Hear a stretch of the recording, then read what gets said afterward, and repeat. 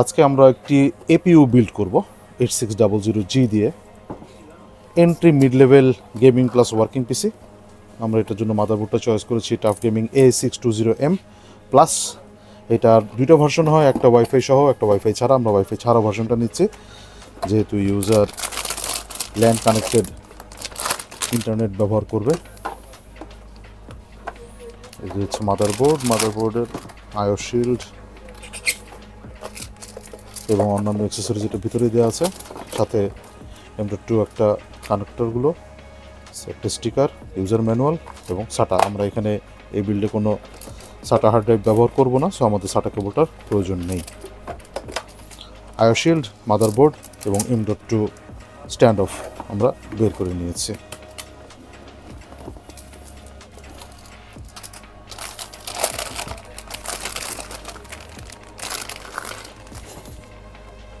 আমাদের মাদারবোর্ডটাতে 7000 সিরিজ এবং 8000 সিরিজের প্রসেসর সাপোর্টেড। সো যারা 7000 সিরিজের Ryzen 3, 5, 7, 9 ব্যবহার করতে চায়, যদিও Ryzen 3 এখনও বের হয়নি, কিন্তু পরবর্তী সে ব্যবহার করতে পারবে। আর এটা হচ্ছে আমাদের এপিইউটি আজকের, AMD Ryzen 5 8600G। এটি 5600G এর আপডেটেড সিরিজ AM5 এর জন্য, সেটা ছিল AM4 এ, এটা AM5 এ। এখানে প্রসেসরটি রয়েছে।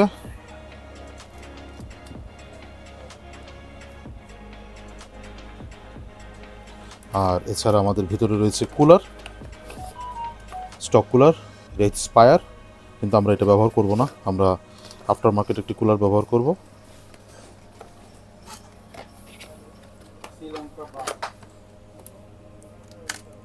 আপনারা জানেন এই মুহূর্তে Ryzen সিরিজের প্রসেসরগুলো পিনলেস বা LGA সকেটে চলে এসেছে। আমরা প্রসেসরটা বসিয়ে নিচ্ছি মাদারবোর্ডে।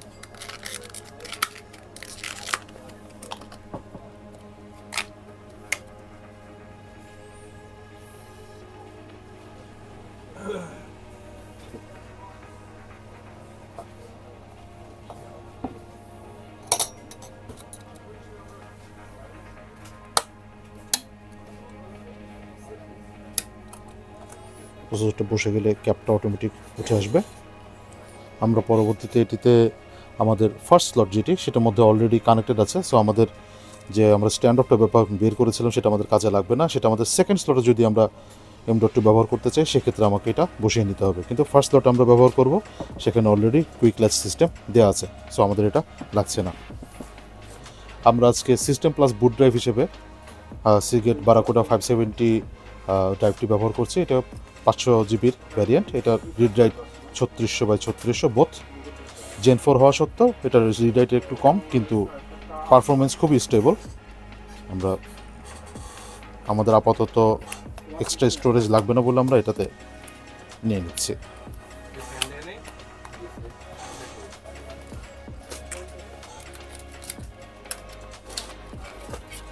এই SSDটিতে কোনো হিটসিঙ্ক আসে না, খুবই লো পাওয়ার কনজাম্পশন, সো হিটসিঙ্কের খুব একটা প্রয়োজন এটাতে পড়বে না।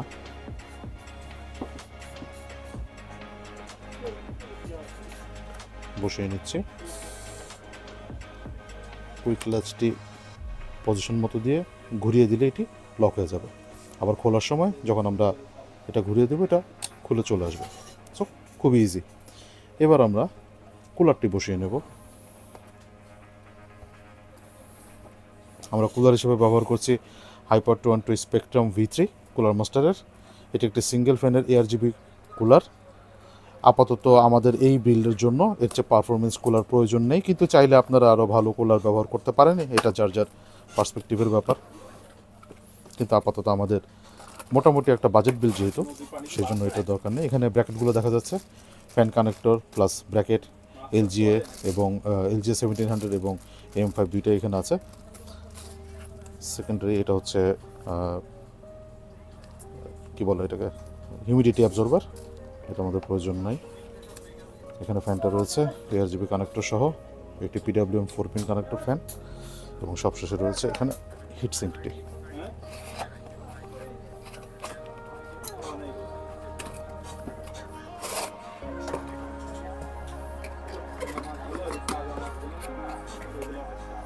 এটা কুলার মাস্টার নতুন লাইন আপের নিউ হিটসিং ডিজাইন এবং ফিন স্ট্যাক অন্যরকম করে তৈরি করা, খুব এফিশিয়েন্ট উপায়ে তৈরি করা। 4টা হিট পাইপ রয়েছে, কপার নিকেল প্লেটেড। আমরা এটা পরে উঠাবো যখন আমরা কুলারটা বসাবো। আমরা রেডি করে নিচ্ছি কুলারটাকে।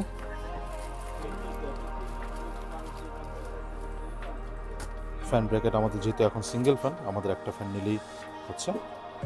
আমরা একটা ফ্যানের জন্য একটা সিঙ্গেল কানেক্টর মধ্যে নিলাম।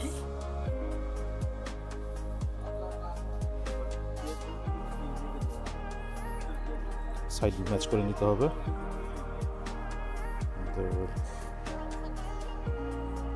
যে কোনো দুইটা নিলেই হচ্ছে।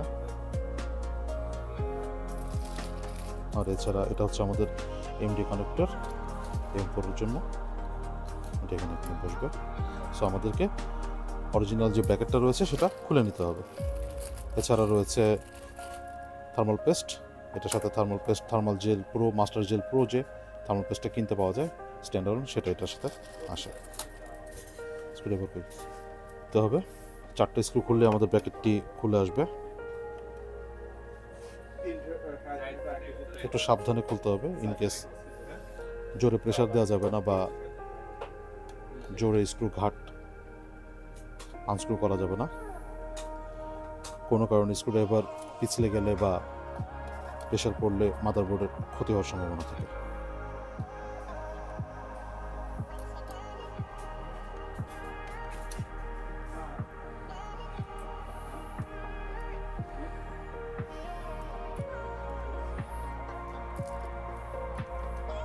আমাদের রেডি হয়ে গেল। এখন আমরা এই ব্র্যাকেটগুলো এখানে অ্যাটাচ করে নেব। ব্র্যাকেটগুলো আছে অ্যাটাচ করে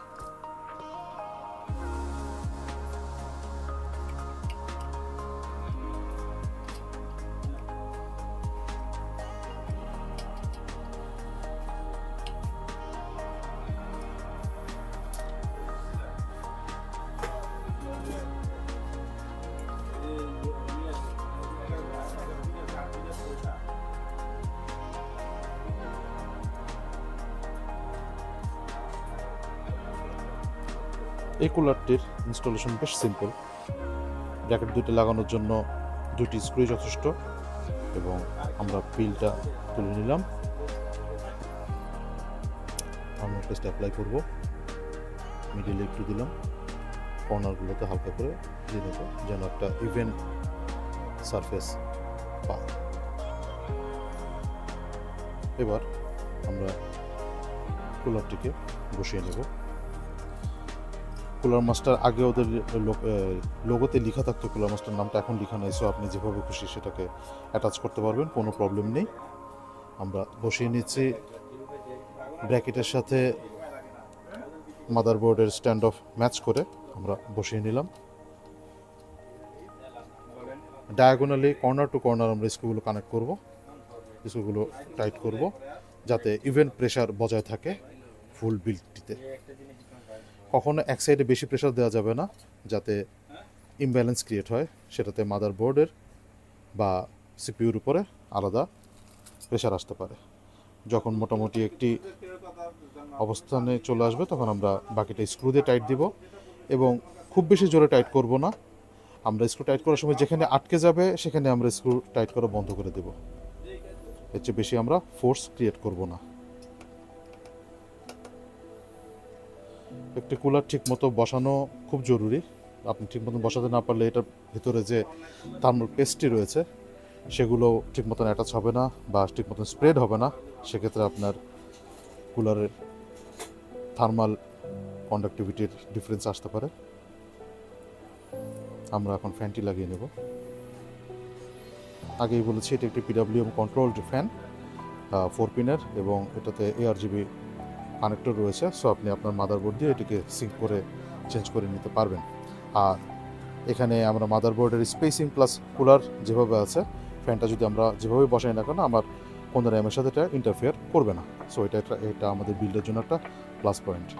কেবলটাকে দেখে নিব যেন এটা বিল্ডে কোনো ঝামেলা বা বিল্ডের লুকের সাথে কোনো ঝামেলা তৈরি না করে। এভাবে বসালে আমাদের হয়ে যাচ্ছে। ব্র্যাকেটটা আমরা এভাবে লাগাতে হবে, দুই সাইডে ফ্যানের দুই কর্নারে এটা ক্লিপের মতন বসে যাবে, একটা দুইটা। আবার অপর সাইডেও আমরা একই কাজ করব, একটা দুইটা। এখন আপনারা বলতে পারেন এখানে এটা ছাড়াও আরও দুইটা এক্সট্রা ব্র্যাকেট কী কারণে দেওয়া আছে। যদি কারো কুলারে কেউ চান পুল করতে চান, এটা পেছনে আরেকটি ফ্যান লাগিয়ে পুল করতে চান, সেক্ষেত্রে সেটা তিনি করতে পারবেন। এই কুলারের অ্যাক্সেসরিজ লিস্টে সেটা সাপোর্ট দেওয়া আছে। ফ্যানটি জায়গা মতন বসিয়ে জাস্ট টেনে হিটসিঙ্কের ফিনে বসিয়ে দিলেই কাজ শেষ, ইনস্টলেশন কমপ্লিট। এবার আমরা কানেক্টরগুলো লাগিয়ে নেব। খেয়াল রাখতে হবে এটা যেহেতু আপনার সিপিইউ কুলার, আপনার সিপিইউ কুলারের যে কানেকশন বা সিপিইউ ফ্যান যে কানেকশন, সেখানে আপনার ফ্যানের কানেকশনটা দেওয়া লাগবে। আমরা ফ্যানের কানেকশন দিয়ে নিচ্ছি, হয়ে গেল। আমরা কেবলটাকে নিচে রাউট করে দিচ্ছি, আমরা পরবর্তীতে আরও গুছিয়ে নেব। এটাকে আপাতত রেখে দিচ্ছি এখানে। আর এটা হচ্ছে আমার ARGB কানেক্টর। আমার মাদারবোর্ড এখানে ARGB কানেকশন দেখতে পাওয়া যাচ্ছে। আমি এটাকে এখানে কানেক্ট করে দিচ্ছি, হয়ে গেল। এই কেবলটাকেও আমি এখানে কুলারের নিচে টাক করে দিচ্ছি আমার কেবল ম্যানেজমেন্টটা একটু ক্লিন করার জন্য। আমাদের এই সিস্টেমে আমরা ব্যবহার করছি এক্সপিজি ল্যান্সার RGB 16GB। এটা এডাটা থেকে আসে। এডাটা ল্যান্সার হচ্ছে তাদের গেমিং লাইন আপ। এটি 6000 মেগাহার্জের। আপনারা যারা এপিইউ সম্পর্কে আইডিয়া রাখেন তারা জানেন এপিইউ বিল্ডে আপনি যত ভালো বা যত ফাস্ট র্যাম দিবেন তত ভালো এটা পারফর্ম করবে। এখন আপনাদের কোশ্চেন আসতে পারে কেন সিঙ্গেল স্টিক র্যাম? আমার মাদারবোর্ডে 4টি র্যাম স্লট রয়েছে, সো আমার সিঙ্গেল স্টিক এখন নিলে কোনো সমস্যা নেই, আমি পরবর্তীতে আপগ্রেড করে নিতে পারবো। 16GB নিচ্ছি, পরবর্তীতে আরও 16GB নিলে আমার 32 গিগস হয়ে যাবে। মাদারবোর্ডের A2 এবং B2 হচ্ছে প্রাইমারি স্লট। যদি আপনার 2টি র্যাম থাকে আপনি A2 আর B2তে কানেক্ট করবেন, সেটা খুব সহজে বোঝা যায়। প্রথম স্লটটি বাদ দিয়ে পরের দুটো কালার কোডেড আছে। আমাদের যেহেতু সিঙ্গেল স্লট র্যাম, সো আমরা A2তে এটা বসাবো। মাঝখানে একটা কানেকশন আছে, কানেকশনটা দেখে জায়গা মতন বসিয়ে দুই পাশে ইভেনলি প্রেস করলে এটা স্পটে লক হয়ে যাবে। লক হয়ে গেলে আমার র্যামটা ইনস্টলেশন কমপ্লিট হয়ে গেল। আমার এখানে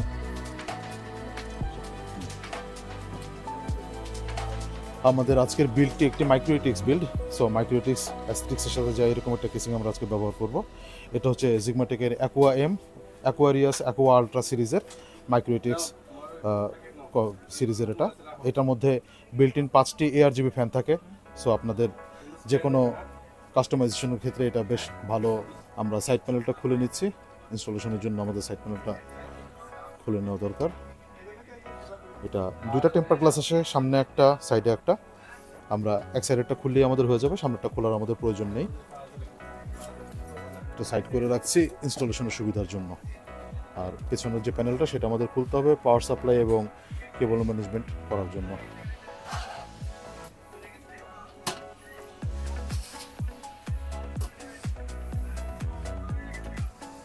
এটা একটা ডুয়েল চেম্বার কেস, এখানে একটা ARGB কন্ট্রোলার দেওয়া আছে। আর একই সাথে এখানে আমাদের পাওয়ার সাপ্লাইটা বসবে, যখন ইউজার হার্ড ড্রাইভ লাগাতে যাবেন সেটা উনি এখানে ব্যবহার করতে পারবেন।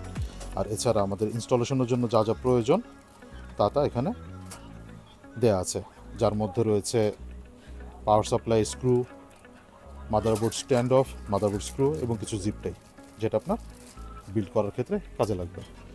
এগুলো আপাতত এভাবেই থাকুক, আমরা কাজ শেষ করার পর কেবল ম্যানেজমেন্টের সময় এটা সাজিয়ে নেব। আমরা প্রথমে কেসিংটা নিলাম, এখন আমরা এখানে পাওয়ার সাপ্লাইটা নিয়ে নেব। পাওয়ার সাপ্লাইটা ইনস্টল করার জন্য আমাদের পাওয়ার সাপ্লাই হচ্ছে cooler master MWE 550 bronze V2। এটি একটি 80+ ব্রোঞ্জ রেটেড পাওয়ার সাপ্লাই। ওনার হচ্ছে সেই বিল্ডের জন্য এই পাওয়ার সাপ্লাই মোর দেন ইনাফ। প্লাস উনি পরবর্তীতে যে কোনো মিড হাই রেঞ্জের পাওয়ার সাপ্লাই রিকোয়ার্ড যেসব গ্রাফিক্স কার্ড আছে, যেমন 4060 Ti বা AMDর ক্ষেত্রে 7600, এই জিপিইউগুলো এই মাদারবোর্ডে এবং এই প্রসেসরের সাথে এই পাওয়ার সাপ্লাই খুব সুন্দরভাবে হয়ে যাবে। পাওয়ার সাপ্লাইটি লুক ওয়াইজ আমাদের বিল্ডের সাথে একদম যায়। ফুল ব্ল্যাক বিল্ডে, black cables, black power supply, 80+ bronze আমরা নিয়ে নিচ্ছি।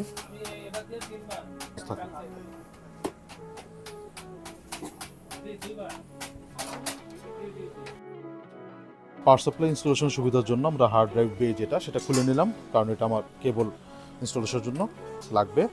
আমি পাওয়ার সাপ্লাইটা বসিয়ে নিচ্ছি এখানে। ফ্যানটা বাইরের দিকে দিব, যেহেতু ভেতরের দিকে দিলে ফ্যান বাতাস পাবে না। 4টে স্ক্রু বসিয়ে নিলেই আমার ইনস্টলেশনটা কমপ্লিট। আমাদের পাওয়ার সাপ্লাই লাগানো কমপ্লিট হয়ে গেছে। আমরা এখন মাদারবোর্ডটা বসিয়ে নেব।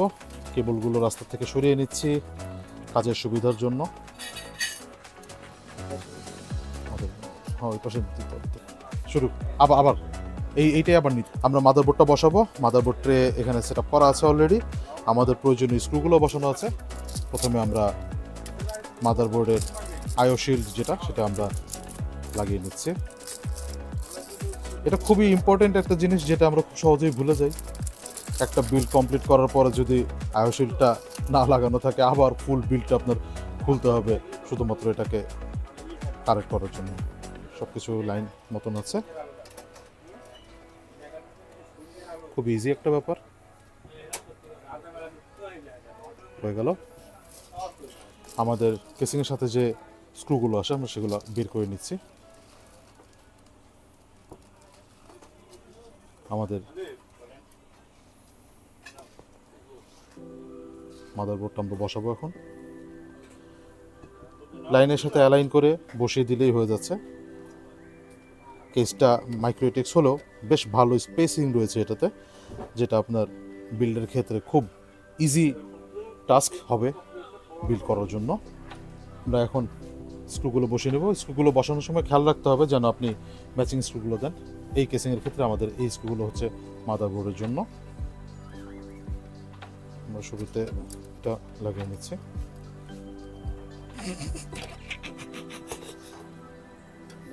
বসিয়ে নিলাম।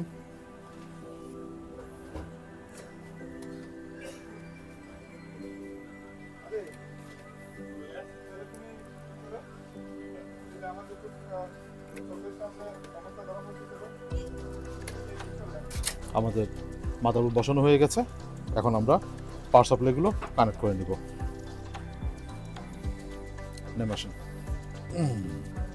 আগেই বলেছি এটা আমাদের একটি এপিইউ বিল্ড, সো আপাতত আমাদের গ্রাফিক্স কার্ড কানেকশনের কোনো ঝামেলায় আমরা যাচ্ছি না।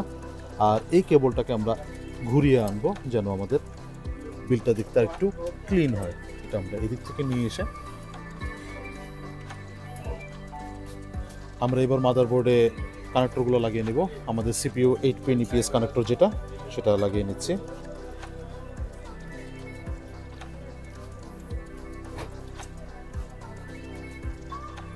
আমরা ডিরেক্ট 8 পিনটা বসিয়ে দিলাম এখানে। এবার আমরা আমাদের মাদারবোর্ডের 24 পিন কানেক্টরটা লাগাবো। আচ্ছা, 24 পিন কানেক্টরটা বসিয়ে নিলাম। আপাতত আমাদের আর কোনো কানেক্টর বাকি নেই। এবার আমরা ফ্রন্ট প্যানেল কানেক্টরগুলো লাগিয়ে নিচ্ছি।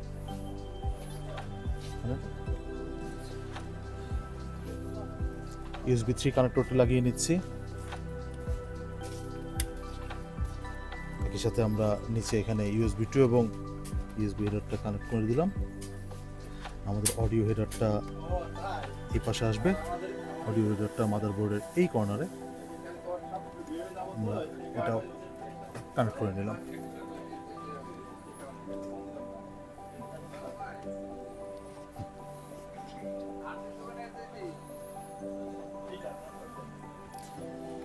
এবার আমরা ফ্রন্ট প্যানেলের কানেক্টরগুলো লাগিয়ে নেব। প্রথমে লাগিয়ে নিচ্ছি এইচডিডি। পজিটিভটা বাম সাইডে যাবে, নেগেটিভটা ডান সাইডে থাকবে। বসিয়ে নিলাম। এরপর হচ্ছে আমাদের রিসেট সুইচ আমাদের এইচডিডির কানেক্টরের ঠিক পরেই বসবে। এরপর আছে আমাদের পাওয়ার সুইচটা বসবে ঠিক রিসেট সুইচের বরাবর উপরে। এবং সবশেষে আমাদের এটা হচ্ছে আমাদের পাওয়ার এলইডি তো সেম, পজিটিভটা লেফট সাইডে আর নেগেটিভটা রাইট সাইডে। বসিয়ে দিলে আমাদের ফ্রন্ট প্যানেলের টোটাল কানেক্টর কমপ্লিট হয়ে গেল। সামনে আসেন। আমাদের টোটাল কানেকশন সব কিছু কমপ্লিট হয়ে গিয়েছে। এবার আমরা পিছনে কেবল ম্যানেজমেন্ট করে নেব।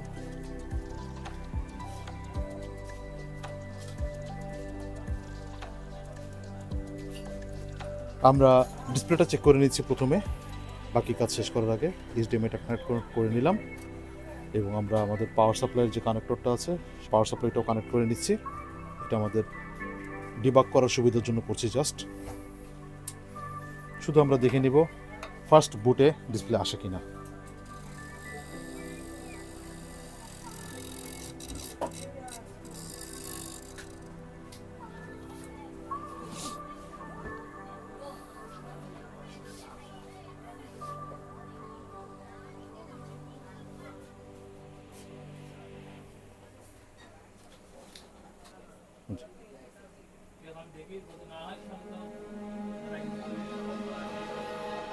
জানি ফোন দেন, বাজে ঢুকা যাক। আমরা বাজে দেখাইনি কি আছে। হ্যাঁ,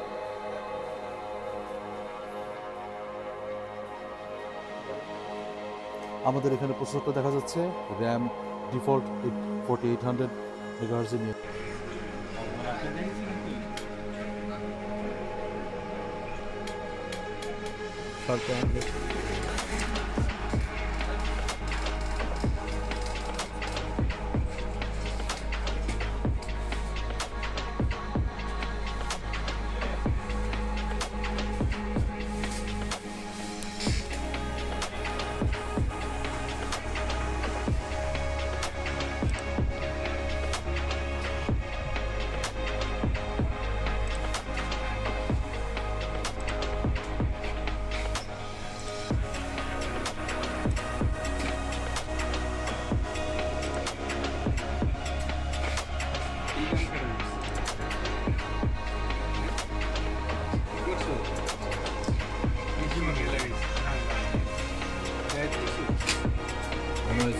কাম করে না।